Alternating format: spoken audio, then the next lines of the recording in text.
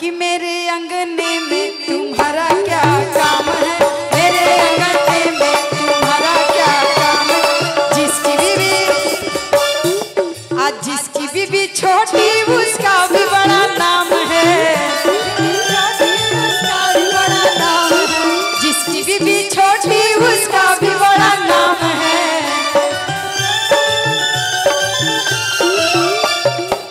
देखिए लोग कहेला नु जब नया पतो खोजे जाला लोग तो लोग कहेला कि लड़किया के हाइट छोट बा। हाँ लेकिन लड़किया के हाइट छोट ना देखे के चाहिए, वो देखे में छोट भी है लेकिन बहुत बड़ा। अब बता नहीं सकते वैसे आप बहुत भाग्यशाली होती हैं जो छोटी लड़कियां होती हैं, वो बहुत भाग्यशाली होती है। जैसे कि हम हैं भाई भाग्यशाली बनी। गोद में उठा लो, गोद में उठा लो, बच्चे का क्या काम है।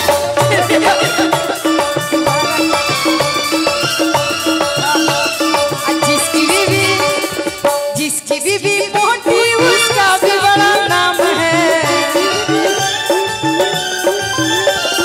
जिसकी बीवी मोटी उसका भी बड़ा नाम है। गदे से आप पलंग से लगा दो, पलंग से लगा दो, गदे का क्या काम है। मेरे अंगने में तुम्हारा क्या काम है, मेरे अंगने में।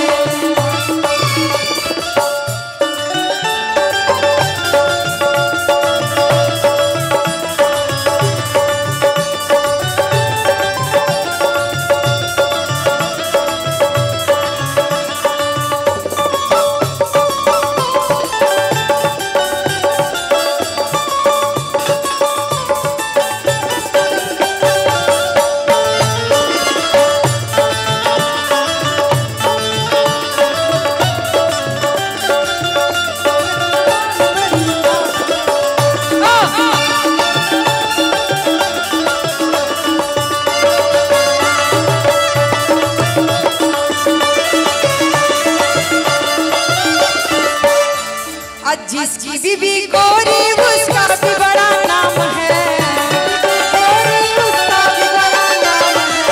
जिसकी बीवी गोरी उसका भी बड़ा नाम है। थोड़ा सा रुक जा।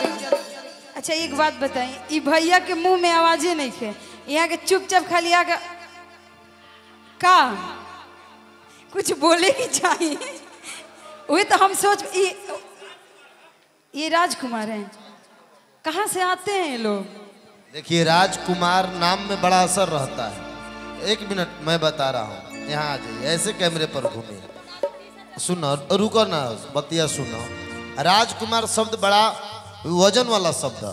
राजकुमार मने राजा के पुत्र, बड़े गंभीर लोग होते हैं, तो गंभीर मुद्रा में आए थे अपना बड़े मिजाज मधुमस्त करके, जिनके संयोजन में इतना बड़ा संयोजन ये सब हुआ, व्यवस्था शानदार हुआ। तो राजकुमार भैया को इस मंच के माध्यम से बहुत बहुत साधुवाद, जो आप इतने सभी कलाकारों को संयोजित करके हम सभी को इतने लोगों से जोड़ने का काम किए हैं। इसके लिए हम सभी आपका प्रार्थी हैं। माँ भगवती का कृपा आपके ऊपर बना रहे, हम सभी भाई का प्रेम भी बना रहे। पैसे से मूल्यांकन प्रेम का नहीं हो सकता। पैसा क्या है, हाथ का मैल है, आ जाएगा वहाँ उठ जाएगा, पेट्रोल डला जाएगा। लेकिन ये प्रेम है, प्रेम बना रहेगा तो ये खत्म नहीं होना चाहिए। क्या भैया, एक बार राजकुमार भाई साहब के लिए ताली बजा दीजिए आप सब।